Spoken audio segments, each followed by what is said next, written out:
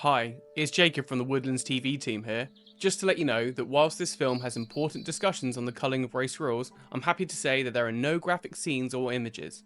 Please enjoy the film and as always, share your thoughts below. We really do love reading them and replying too. Hi, I'm Sarah and I'm the agent for Cumbria, Cumbria Woodlands. We're here to talk about the management of the grey squirrels and the promotion of red squirrels. Woodlands have owned this woodland for around 12 years. Historically, the local organisation that promotes red squirrels, they were working with the previous owner.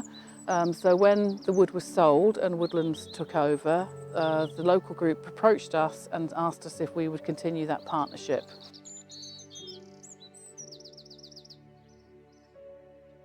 Hello, my name's Paul. I'm a volunteer with Brampton and District Red Squirrel Group in Cumbria.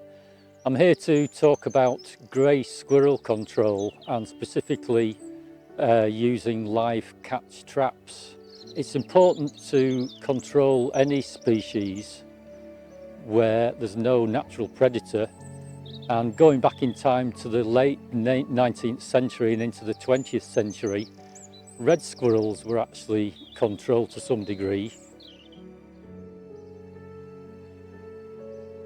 So once we decide where to put the trap, and in this case looking up at what is a possible dray up in the nearby tree there, we have to consider what options we have, and the options are to put the trap on the ground or mount it on a tree.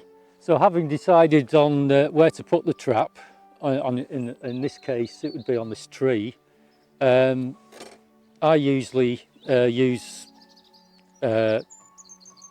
hooks which you can screw into the tree. If there's a path nearby where people walk, the dogs for example, I wouldn't consider putting the traps on the ground because of the possible disturbance of the traps by the dogs, and also they would obviously upset dramatically anything which might be caught inside the trap.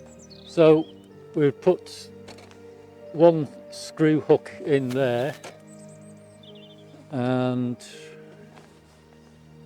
then the other one at the same level, so the trap should just sit on the tree. So this trap operates like this. It's quite complicated, this one. I've got a simpler one to show you as well, but this latches on the top like this. So the idea that the squirrel goes in here, goes to the back of the trap, and in doing so stands on the treadle plate, which is the plate that's stuck up there, and that activates the door connected by a bar to the treadle plate, and it becomes trapped. So you need the squirrel to go to the back of the trap, so you need to put bait at the back of the trap. The fact that there's maize on the floor, that will hopefully attract the squirrels to where you have the trap.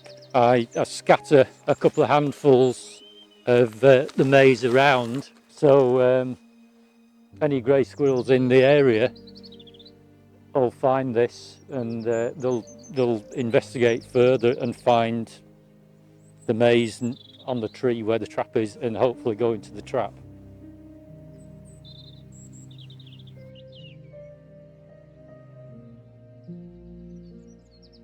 So having decided on a position to put the trap, you can cover these up with leaves to camouflage it.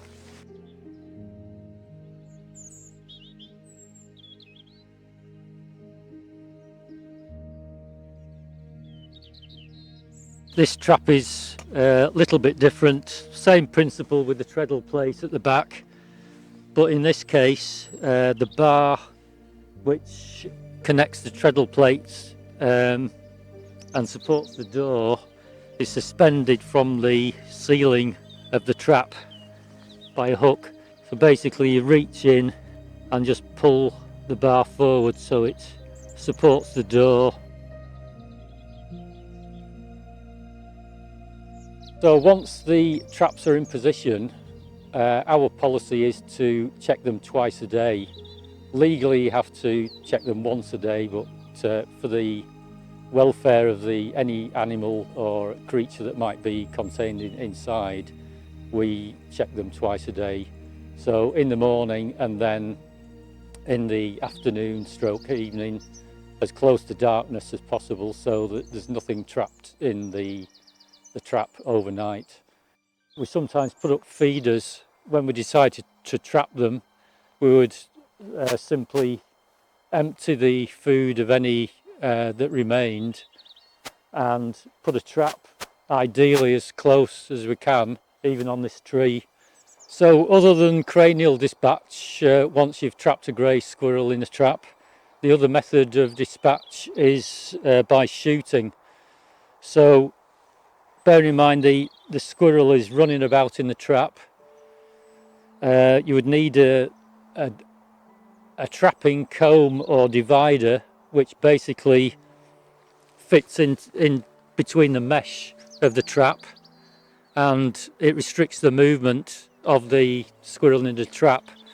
So you'd wait until it ran up this end, basically the squirrel, and then you would put the trapping comb or divider in to restrict its movement to between there and the door, and so there was no room for manoeuvre of the squirrel at all, and at that point you would shoot it in the back of the head with one shot.